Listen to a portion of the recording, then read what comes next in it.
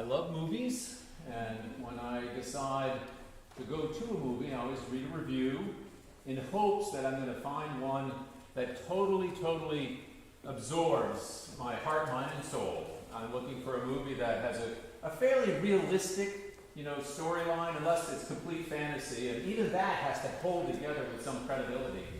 And I'm looking for actors or actresses that don't seem to be acting, that they're actually out there seamlessly doing their thing, and it needs to be real enough for me to jump in and just give everything I have into that experience, because I love to be taken away.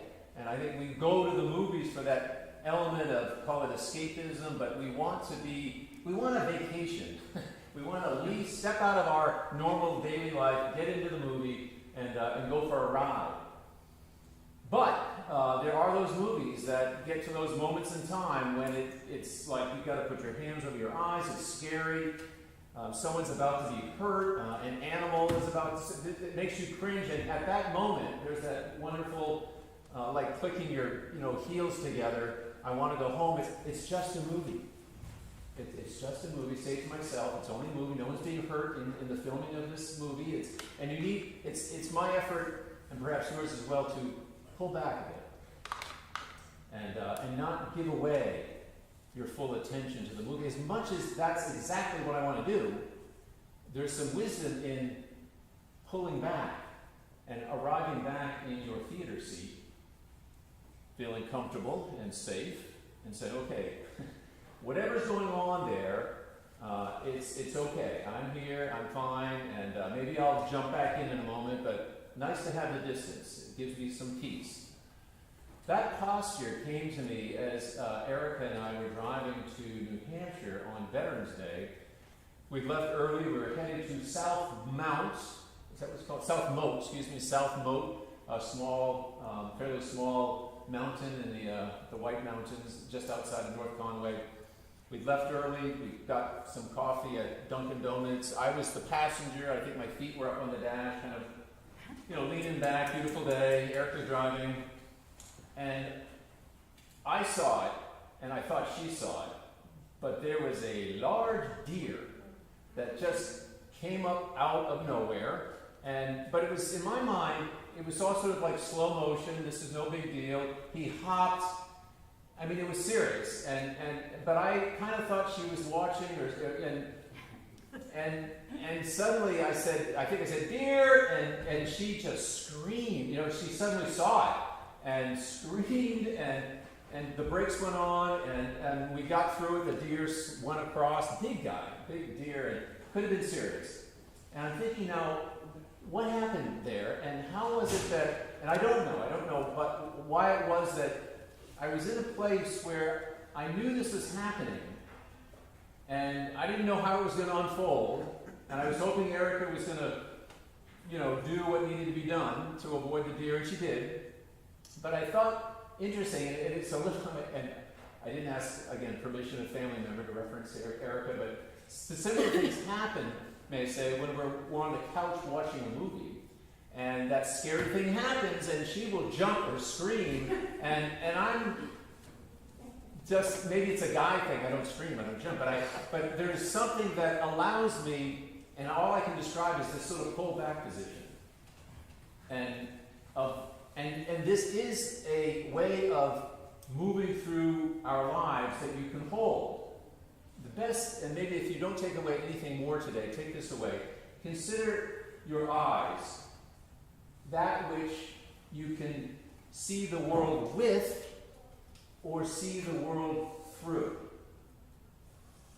If you see the world with your eyes, chances are it's like being at the movies and you've thrown all your attention into that movie. And if something happens, you're going to be jolted by it.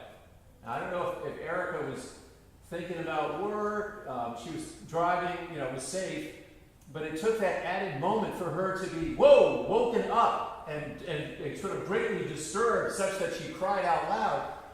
And then she was there, and we avoided it.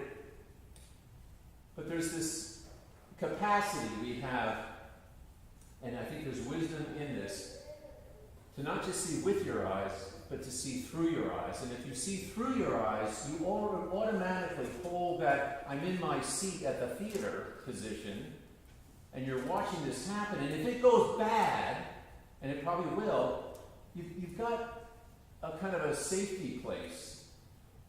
And from that, you can respond. So, enough on that. Let me add this. This seemed to synchronistically speak to the same reality. And I'm going to get to this gospel, which is apocalyptic. But yesterday during diocesan convention, someone read this quote, and it's a lovely quote. Never heard it before. I'm surprised I've never heard it before. Sir Francis Drake, great explorer, first one to circumnavigate the earth from 1577 to 1580. It must have taken 3 years. I can't imagine. You can't imagine going off the map. There wasn't a map. And he just took off in his crew. And so he's a man clearly who is not afraid of adventure and looking beyond his world. And here in this prayer to God, I sense that same capacity that he values of not being so in love with the world that you miss the bigger picture. Prayer to God, Sir Francis Drake, 1570. It could have been written yesterday. Disturb us, O Lord.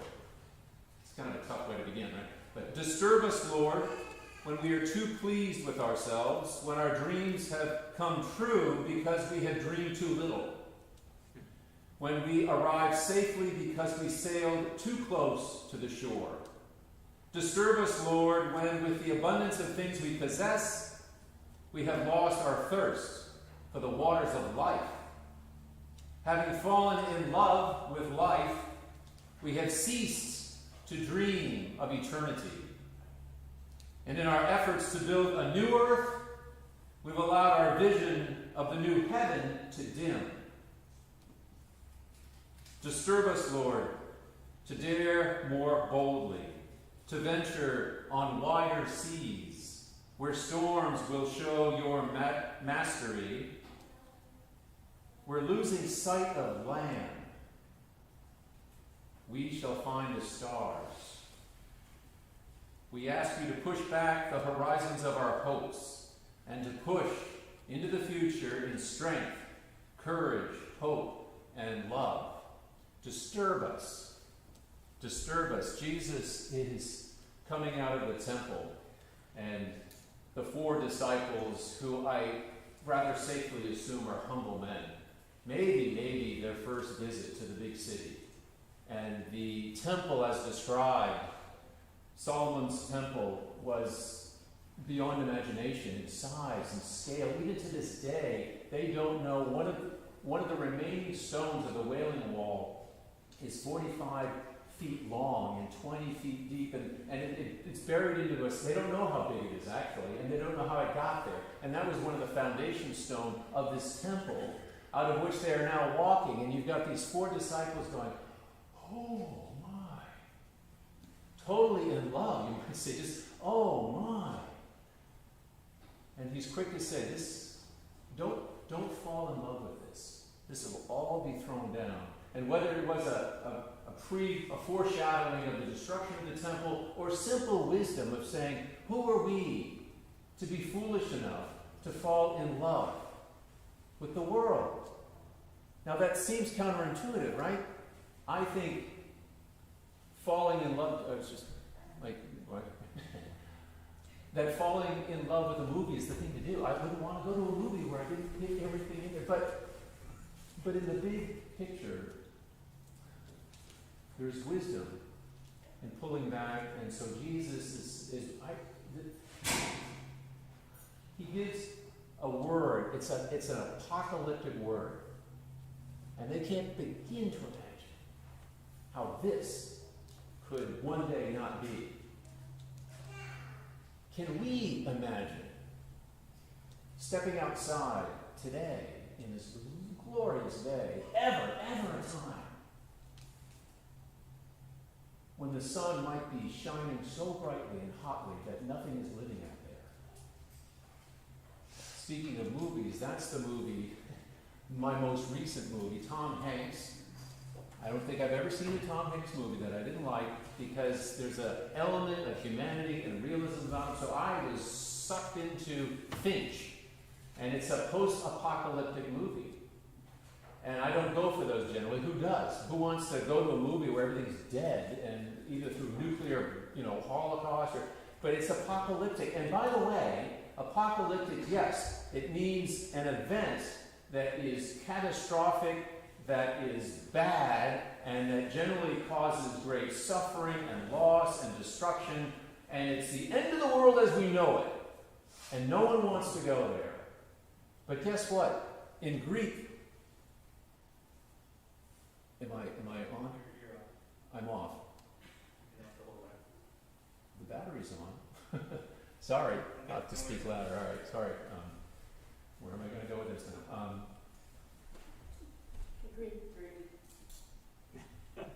Sounds like. Oh yes, thank you. So yes, on the one hand, it's a double-edged sword, right? Apocalyptic means, oh my God, I don't want to go there. I can't imagine. But it also means, lo and behold, unveil, disclose, discover. And this brings me back to Francis Drake. Praying to God, disturb us, please. Give us some kind of an apocalyptic wake-up call, such that we won't hold and fall in love so much with this world that we think there's nothing else. That is such a crime. On the one hand, people like, oh, we've got to save the earth. Absolutely.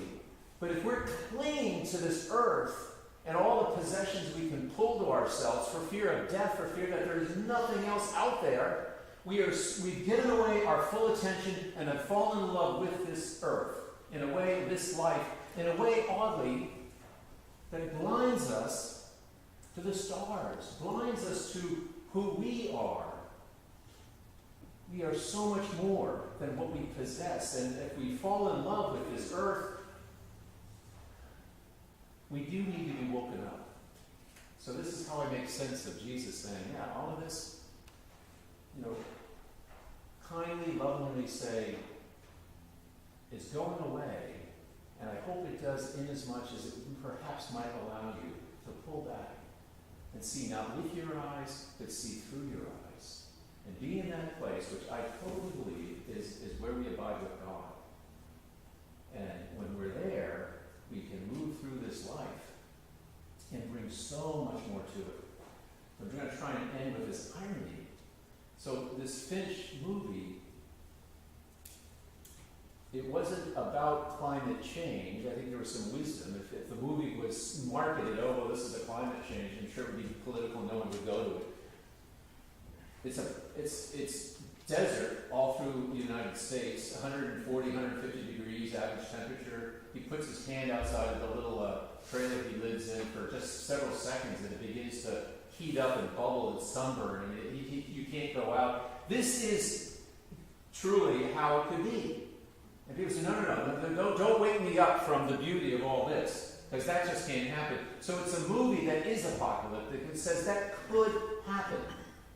And unless we pull up our heads from this lovely thing that we're in love with and see beyond it, see beyond this life, and to know that we are part of something much larger, and we want to visit the stars. In the meantime, we do have to take care of this, not as the thing we have to hang on to, but as the thing that we have to love and protect, so that our children and their children and their children will be here to venture far beyond land, so that they might see the stars.